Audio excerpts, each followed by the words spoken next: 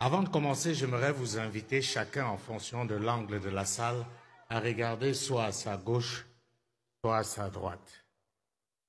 Nous avons là, trônant majestueusement, son Excellence colonel Mamadi Doumbouya, président du CNRD, président de la transition, chef de l'État, chef suprême des forces armées. Je vous pose la question, est-ce qu'il n'y a pas quelque chose qui vous dérange?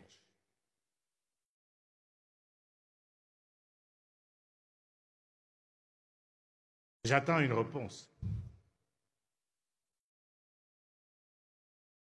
Est-ce que ça ne fait pas beaucoup pour un seul homme? Je dis ça, mais bon, j'espère que je vais pouvoir reprendre mon avion demain. Mais moi, sincèrement, il y a quelque chose qui me dérange. Mais ce qu'il faut relever, c'est que ce n'est pas de sa faute. On nous a mis dans ce moule. Le président est omnipotent, omniscient. Il est président de tout. Dans ces conditions, quel modèle pouvons-nous avoir qui soit efficace? C'est la question centrale à laquelle nous allons vous inviter à répondre cet après-midi. L'heure est au coup d'État, c'est la mode. Les militaires sont devenus des véritables stars. Quelque chose qui, il y a encore quelques années, pouvait sembler anormal est devenu normal. Au Mali, au Niger, au Burkina Faso et ici en Guinée, les populations sont descendues dans les rues pour célébrer des coups d'État.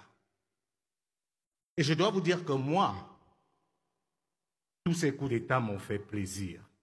J'étais content.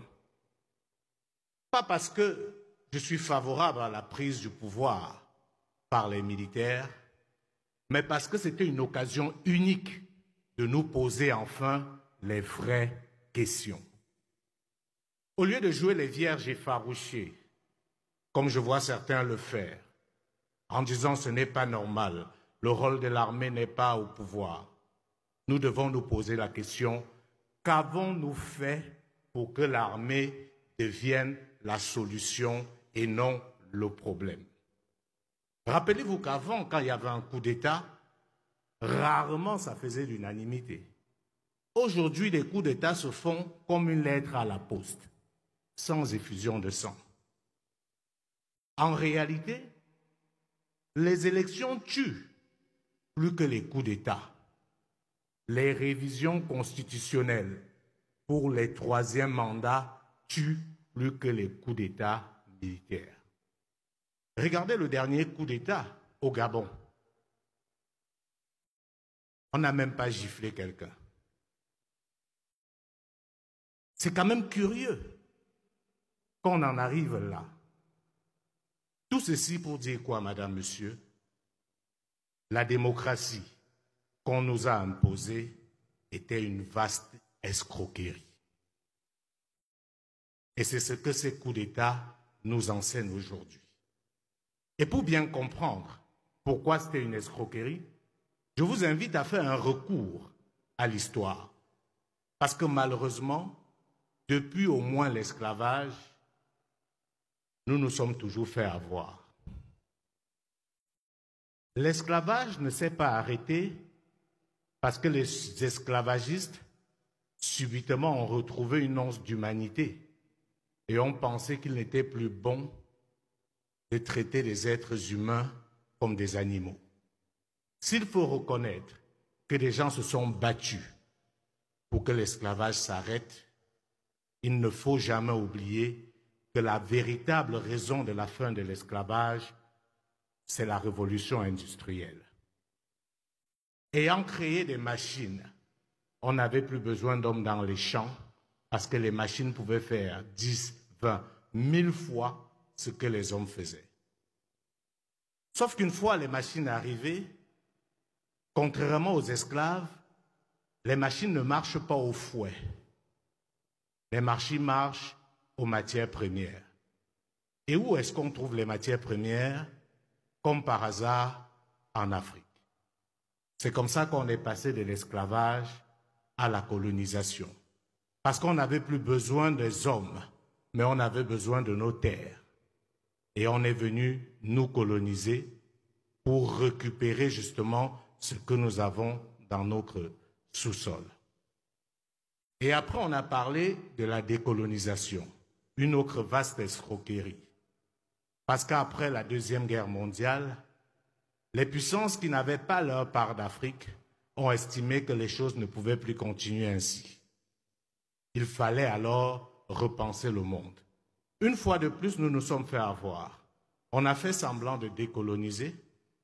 On nous a obligés à signer des accords léonins et on nous a donné des titres et des drapeaux et des hymnes. Nous faisons croire que nous étions aussi devenus des États. Que non, c'était encore un mensonge. Tous ceux qui se sont battus pour la véritable indépendance de l'Afrique, ou presque, ont tout simplement été assassinés. On s'est arrangé à mettre à la tête de nos États ceux qui disaient que l'indépendance n'était pas une nécessité, que nous n'étions pas prêts à nous diriger nous-mêmes. Vous vous rappelez des scènes de nos frères qui pleuraient au départ du colon en disant « Nous sommes perdus, qu'allons-nous faire ?» C'est à ceux-là qu'on a remis le pouvoir. Sauf que le monde a évolué, la guerre froide a progressé, le monde s'est divisé.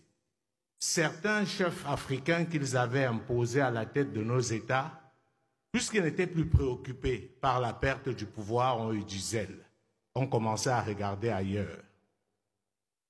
Et ceux qui n'avaient pas leur part d'Afrique ont dit « Voici une occasion en or. Il faut arrêter avec les partis uniques parce que ça ne permet pas que nous puissions entrer dans le jeu. » La chute du mur de Berlin est venue terminer le communisme. L'idéologie capitaliste a triomphé avec son corollaire qu'on appelle affectueusement la démocratie libérale. Et comme Alain le disait tout à l'heure, François Mitterrand a réuni les dirigeants africains à la Bolle pour dire les choses ont changé.